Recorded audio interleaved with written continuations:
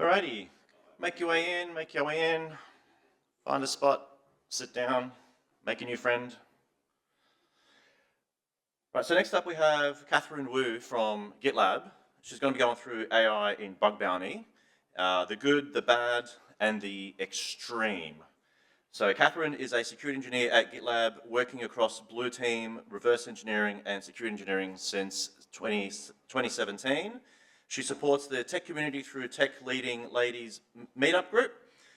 When she's not breaking things, she's swimming or flying with her partners. I'm assuming that's like flying an aeroplane? Yeah, like we fly, not like.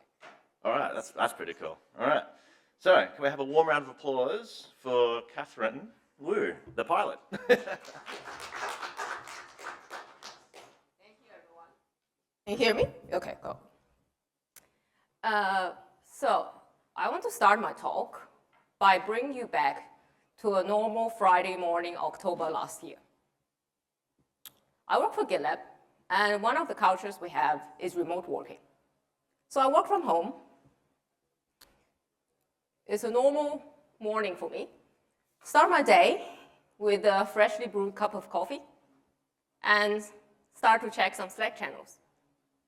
One of the Slack channels I check is our bug bounty status update. As I was scrolling through the channel, I realized something really strange. How come we have so many updates from this researcher? Let's give him a pseudonym, Shadow404. Disclaimer, this user handle does not exist on HackerOne as of this talk. After a quick filter, we realized that this user, within 1 day, submitted 128 reports.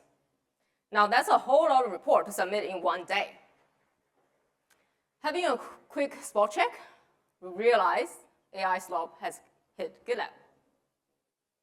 Let's look at one of their reports. Now, please don't read the whole report. The highlighted area is included in all of the 128 reports. It basically said this report was produced, validated, and written by an automated agent workflow. All of the reports are theoretical source code vulnerabilities with no POC.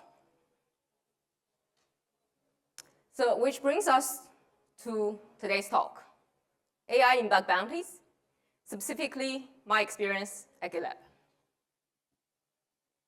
A little about me. Started in cybersecurity in 2017. I started at GitLab January last year. And in my spare time, I like to fly with my partner. We fly in Moorabbin Airport, if any of you is from Melbourne. Fun fact, a few years ago, when we were deciding to go to another cybersecurity conference in Canberra, which you could have guessed what conference is, it's actually worked out to be cheaper if we rent a Cessna, pay for the engine fee, pay for the fuel, pay for the landing fee at Canberra Airport. All of that combined is cheaper than one Qantas ticket. It's crazy, hey? Not so much this year. So, a bit of history for bug bounty program at GitLab. In 2017, we started a private bug bounty program. Shortly after that, we opened it to public on HackerOne. And since then, the bug bounty program has been handled by the GitLab's AppSec team. In April last year, there were a little bit of team restructure, and a new team was born. It's called PSERT, Product Security Incident Response Team. I was one of the 4 members in the team, including manager. So we have 4 members globally, plus the vendor triage service. This year, we had a new engineer join us, so 5 of us globally, still a very lean team, plus the vendor triage service. As of calendar year 2025, we received 2,575 submissions. That's in 1 calendar year. And if you look at the submissions each month, don't look at October because of the incident at the beginning, it's pretty much the same, around 200, sometimes a bit less, sometimes a little bit more, with a spike in October. If we look at the categories of the submissions in 2025 compared to 2024, and also compared to HackerOne platform benchmark, we can see that the topmost submitted category is improper access control related. So in this category, reports can be unauthorized guest user can do some action the developer user can do, or a discrepancy between the web UI versus the API actions, or a feature was turned off, but the reporter found a way to bypass that. The second most popular report submitted to GitLab is uncontrolled resource consumption. And in this category, reports are mostly denial of service. If you look at these comparison with the platform benchmark, you can see GitLab has a very high volume of reports in this category. And that's because GitLab was one of the very few companies that still accepted those up till this year. This third category is information disclosure. So things like leaked tokens, leaked employee tokens, leaked CI/CD variables, or public issues. So GitLab, we use issues a lot to document things. So public issues that shouldn't be public, that should have been private, confidential. And the next category is misconfiguration. We have similar amount of reports submitted every year, and these are related to InfraSec. So subdomain takeover, DNS misconfiguration, things like that. And the last category is XSS related. So reports like HTML injection, stored or reflected XSS. Now, what's interesting is what we've seen from the accepted and triage reports is that even in this AI trend, XSS compared to other categories of reports has the least amount of AI usage. Now, why is that?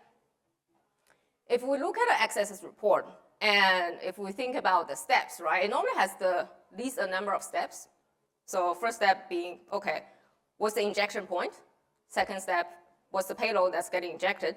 Third step, which page do you navigate to render the payload? Fourth step, the access pop-up, the alert domain pop-up. Done, right? So you normally have 4 or 5 steps. And skilled researchers, they know where to look. They know what's the injection point. They have a repository of payload they can use. And they also know where it's rendered. Now, with AI, it's not that, and when I say about the HTML injection payload, I'm not talking about a script tag, right? Something is seriously wrong if that can just cause the XSS.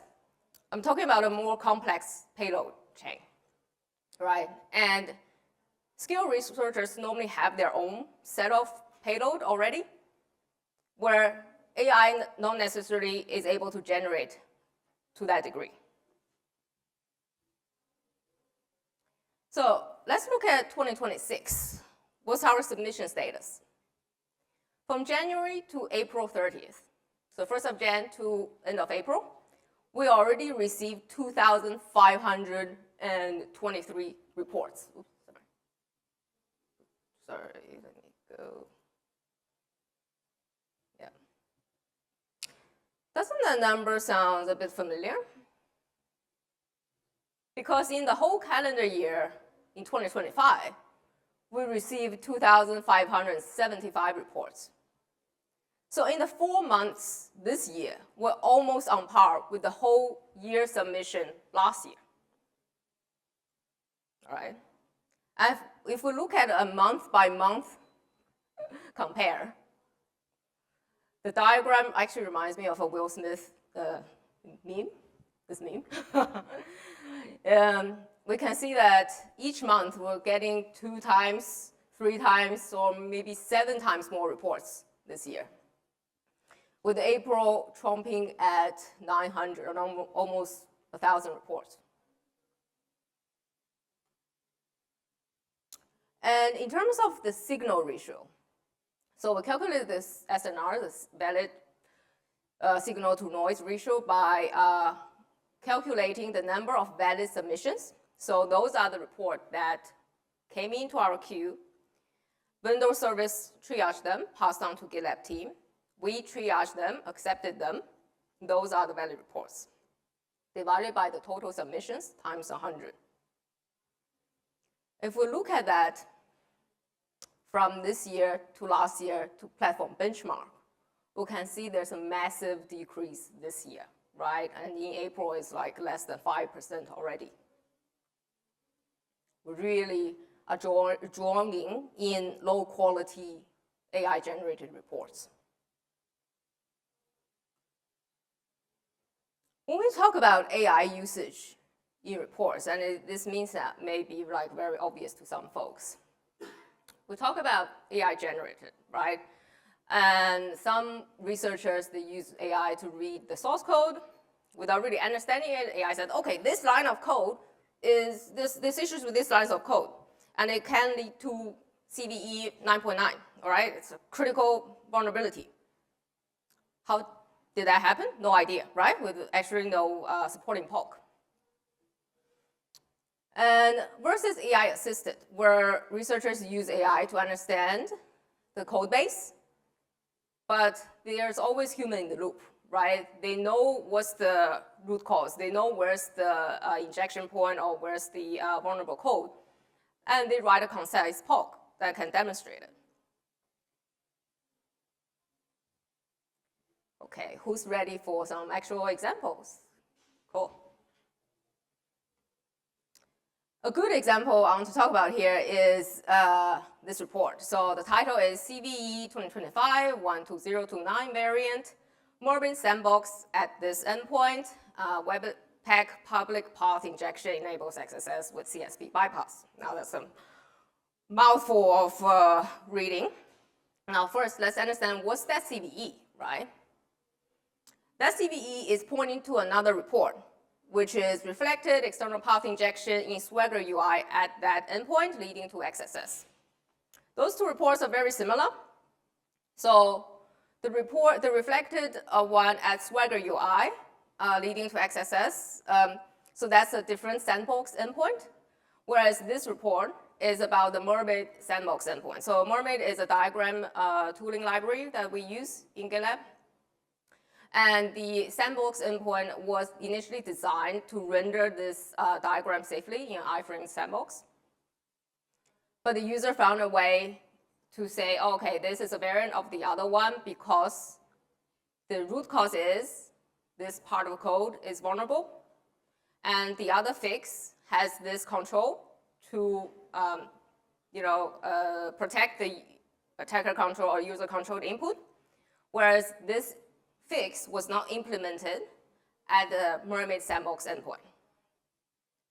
So there's a very good use of AI is vulnerable code path is very clear. Why it's a variant of the previous report is also very clear. What's the fix is also very clear. We just need to implement the same control. Now, moving on to a bit of a weird one. And this is really a strange one. So before I get into the report, I first want to talk about, so GitLab, as other tech companies, we have our own AI chatbot and our own AI agentic solutions. So it's called GitLab Duo Chat. Now you can turn on the agentic chat solution to make it do actions for you, or you can just interact with it with any AI chatbot, right? Now, the report is about project access token bypass that allows the user to do certain actions that it shouldn't be able to do. So hold that thought, right? This is a report about project access token bypass. Now, what the reporter submitted as supporting evidence is this. They said, additional information. I asked GitLab Duo Chatbot about this situation, and he confirmed that it is the vulnerability with a screenshot of their conversation with the AI chatbot. So they're saying, I found the scenario where it's possible, should I report it to GitLab Bug Bounty Program? And our chatbot said, yes, you should report this to GitLab's bug bounty program immediately.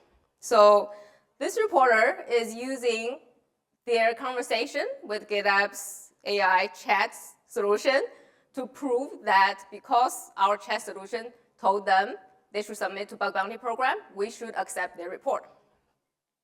Now, when I read through this report, right, first of all, I couldn't believe the triage service team actually forwarded it to us. Second of all, when I read this, I had the feeling of I was eating ice cream on a very hot day, and I was having this mind-freezing moment. I was like, what's the connection between these two things? What's the connection between the report and the evidence? Like, how are two related? Yeah. Anyway, a bit of a mind-numbing moment there.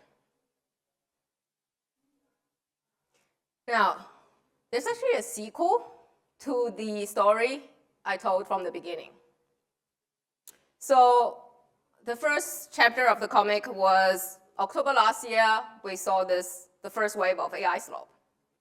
Now, 6 months later, April this year, again, start my day with a freshly brewed cup of coffee at home. And it's a Tuesday morning.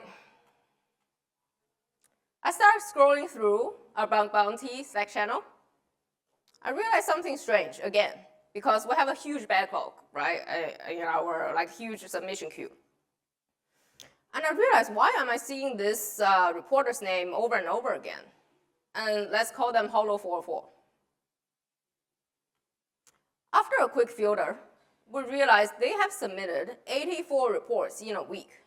Now, it's not 128 a day, but it's 84 a week. It's a lot of report, right?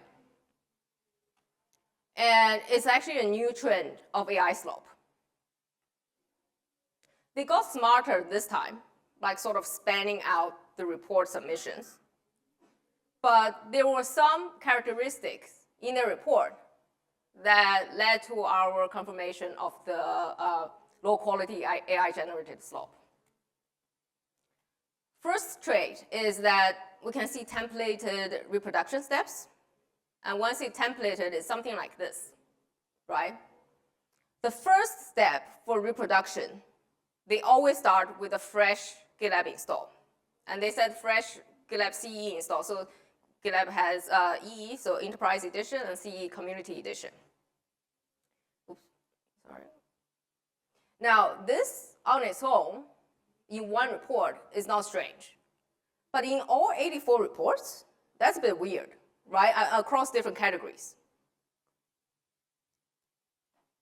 The second trait is that there's really no screenshot or POC videos or logs in the reports.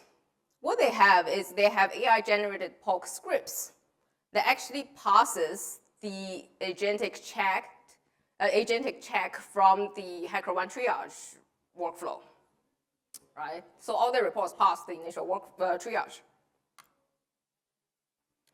And shortly after that, they start to self-close some of the reports. And normally when reporters do that, it's because they don't want to lose reputation, right? So when they self-close, it doesn't damage their reputation. So all of these behaviors combined made us to make the decision that, okay, we will nicely warn this reporter and ask them to kindly self-close all of these reports and just ask them to be aware that submission farming like this are not accepted. Did you all see these slides? Yeah, cool, awesome. Oh wait, oh well, let's go back. So, okay, let's pick up. So all of the traits of this new AI from this reporter led us to make the decision to give them a soft warning and ask them to self-close all of their reports by a certain date. Because like in the day of AI slope, we just cannot accept behaviors like this. Okay, cool. Now, from the community, so let's look at some other bug bounty programs. So one of the famous one in the open source community is the IBB, the Internet Bug Bounty Program. And they're also experiencing some AI slop, unsurprisingly. Let's look at this one. So one example they posted is apparently someone forgot to delete their AI output, AI chat output, right? So in their report, they also included this session from their interactions with AI, which is quite interesting. Now, by then, I think we can all agree that some reporters have this false sense of optimism, right? Which I think deserves its own vocabulary in the dictionary, AI sloptimism. Where, well, I can submit 100 reports to bug bounty programs. If 2 get submitted, great. It's low effort for me, right? And how is GitLab dealing with AI slop? The first one being program policy update, and it's more regular review of the program policy. There's certain updates we've done since this trend.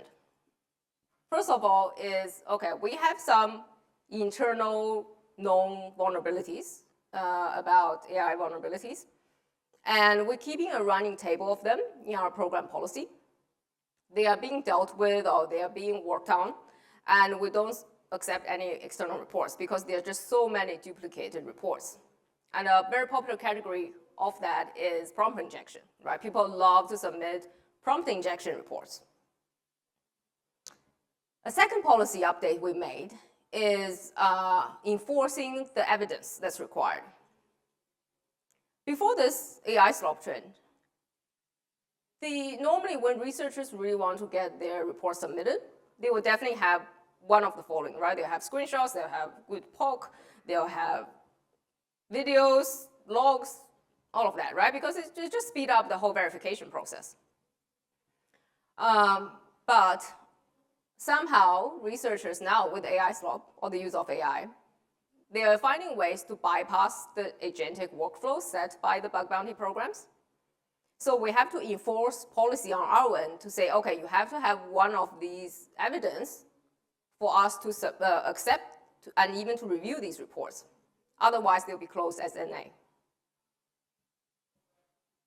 And the second part is we're definitely building internal tooling for detection. And we're being smart here, right? Using AI to, fight AI slop, of course.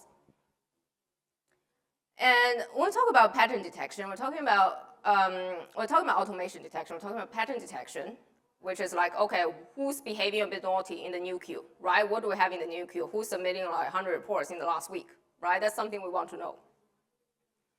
We're also talking about deduplication.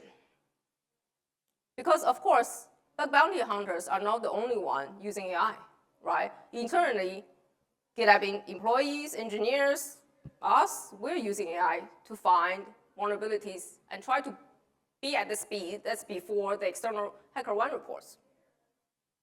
So we have all these channels that vulnerability reports can come through.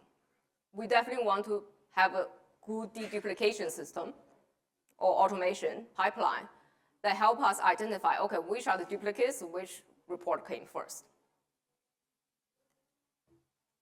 Also, when we're developing internal tooling, even though it's not like production or anything, we believe that with the data that's given, with the data that we train on, it should work 100% of the time, right? Because if automation is a part of your process, a part of your workflow, it's like you have another employee there. You can't rely on them to work just 80% of the time, right? And of course, there are variables where you have internal tooling and whatnot, but with the data given, we definitely aim for 100%. And we also don't want to be those annoying team members where it's like, okay, I coded a tool, now everyone use it, right? Doesn't work that way. And the last thing is because we use HackerOne as our bug bounty program and also as our vendor triage service, so we have a strategic partnership with them where we are the beta testers of their agentic tooling. And we have a closed feedback loop of, okay, we give feedback to HackerOne, HackerOne triage team give this feedback to their tooling team. How's the industry dealing with AI slop? So the Internet Bug Bounty Program we talked about a few slides ago, unfortunately, they have to temporarily suspend their bug bounty program this year in March. Now, this is due to a variety of reasons, but primarily because the speed of validation cannot match the speed of incoming submissions, right? So they are suspending it for a while to figure out what's the approach to combat this situation. And Curl, founder of Curl, Daniel Sternberg, has wrote a very good presentation last year about AI slop. And beginning of this year, unfortunately, they announced the news that they have to end their bug bounty program. But the silver lining is they restarted their bug bounty program and took it to HackerOne as of March this year. So we can see that different companies, they're doing things differently. They either stop and take a break, figure out things for a bit, or they stop and are sort of in this active discussion, in this active trend of, okay, what do we do now?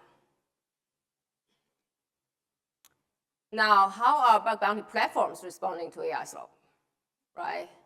The three big ones I put here, BugCrowd, Integrity, and HackerOne. BugCrowd is very policy enforcement focused, right? So they really have very little tolerance on submission farming, which I think is great, right? They will do a 30-day suspension after more than 10 consecutive invalid reports, AI attributed reports. And I think this gives us some food for thought for GitLab, because we historically have been very reluctant to do bans or suspensions for reporters. We want to keep the community, engaged, keep it open.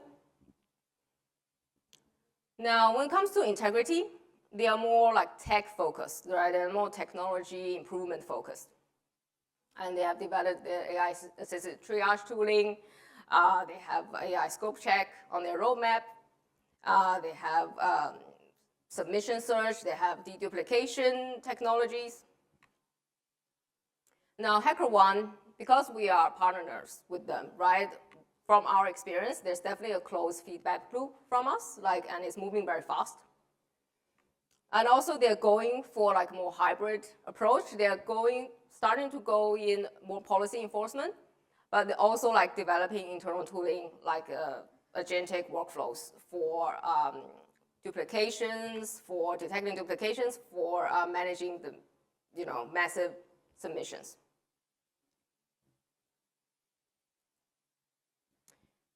I also want to talk about the remediation side from these vulnerability reports, right? Because all we talk about is the triage, the verification.